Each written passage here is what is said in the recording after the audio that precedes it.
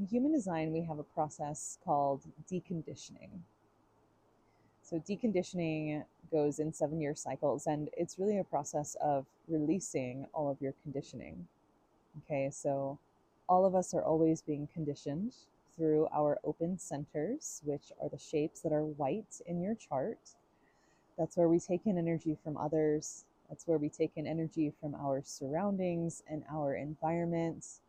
It's where we've received most of our conditioning. And as most of us know and are aware, our conditioning runs really, really deeply, especially societal conditioning and familial conditioning.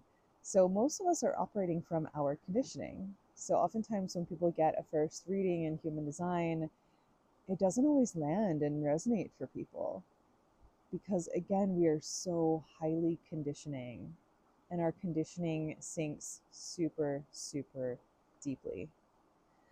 So there's a process of deconditioning where when we start really living in alignment with our design, over time we start releasing our conditioning, and we go through 7 year cycles of this.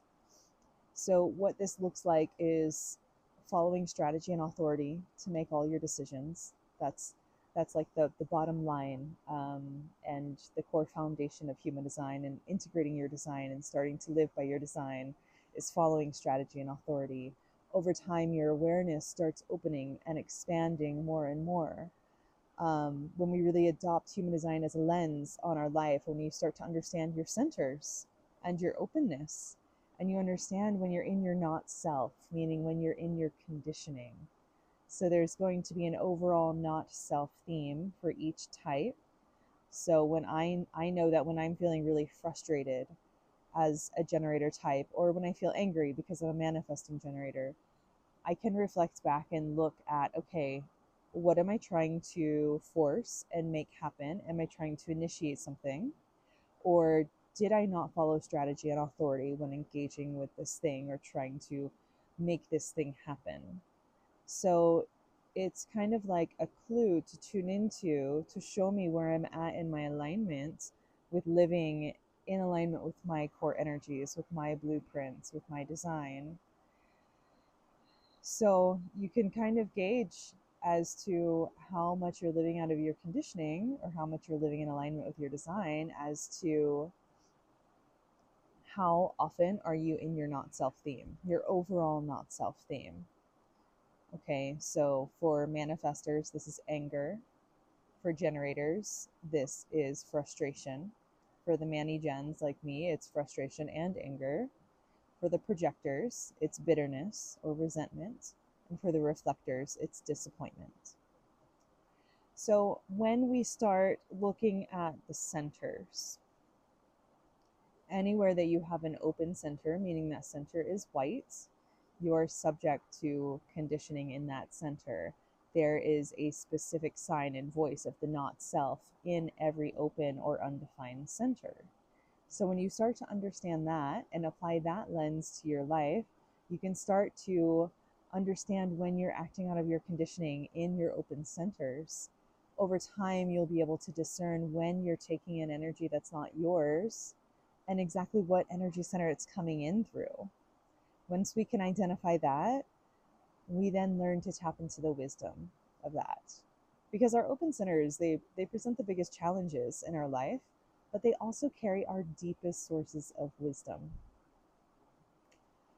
So the biggest tool there is for, okay, I'm going to say there's two biggest tools for deconditioning and going through the deconditioning process. The top one, I'd say maybe the most important. No, I'm going to take that back. I want to say they're equally important, but the first one is spending alone time in nature. So like I'm doing right now, we've got this gorgeous reflection and light codes coming off the water of the sun. I am at my absolute favorite place to be in Sedona, and sitting here alone by the water in nature. So when we spend alone time in nature, it allows us to release the energies that we take in from others. Okay, when we're not in the auric field of anybody else, meaning we're not in the physical presence of another person, we're able to tap into our core energies and our true energies. When I'm not under the energetic influence of anybody else, I am being in my truest self. I am embodying those energies that are defined in my body graph. That is my core blueprint.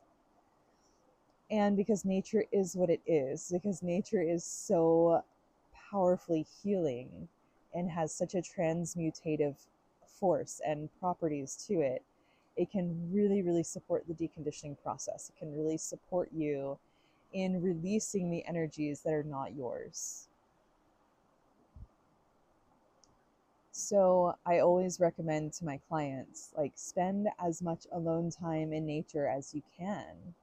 Notice how you feel in your own energy field, and then notice how you feel when you spend time one-on-one with people. This is the second part of the most important things in terms of to support you in deconditioning, is becoming the neutral witness of your life. So stepping back and starting to notice and observe your life and yourself and your energies from a place of neutrality and curiosity. So a place of non-judgment, of not judging your energies, of not judging when you're in your not self or in lower frequencies or denser emotions or energies. Just starting to notice and witness. Oh, I see I'm in my not self right now. Okay, I see I'm feeling very frustrated. I see I'm feeling very angry around this thing. Great. That's okay. And let me reflect back now and see, where am I not following strategy and authority? This will expand your awareness of your design, how it's working for you, what happens when you're in alignment and when you're not in alignment. So, like I mentioned in a previous video, human design is here for you to experiment with. If you're not a manifester, but you want to initiate something, go out and initiate it. But step back and become the observer and watch and observe how it plays out. See what happens. See how it makes you feel. See how it most likely will put you in your not self in some way, shape, or form. So the more we can observe and witness these things actually happening in our life, the more we're going to be able to trust the system. And the more we'll start to trust our bodies when we're listening to our inner authority. I'll make another video, coming up. We'll do strategy and authority, but when we're really listening to the wisdom of our body, we're tapping into our inner authority, our inner guidance system, the wisdom of my body that tells me what's right and wrong for me in any decision I need to make. Not giving away my power and listening to someone outside myself, listening to someone else's advice or guidance. That's how we really, truly become the masters of our life. So the bottom line is, spend more time in nature, spend more time by yourself in your own aura, and start to become the neutral witness. Just step back and observe. Observe from a place of neutrality. I have a beautiful meditation that I walk my clients through at the beginning of every reading, and I'll record a video of that and put that here. It's a beautiful process of just becoming the neutral witness and tapping into that energy and what that looks like. So, all right, dear ones, I hope this served you well. Please let me know, what does your deconditioning process look like? How has human design served you in your life if you're experimenting with it? And do you connect with nature? How often do you get out into nature and especially spend alone time in nature? All right, until next time, much love. Be well.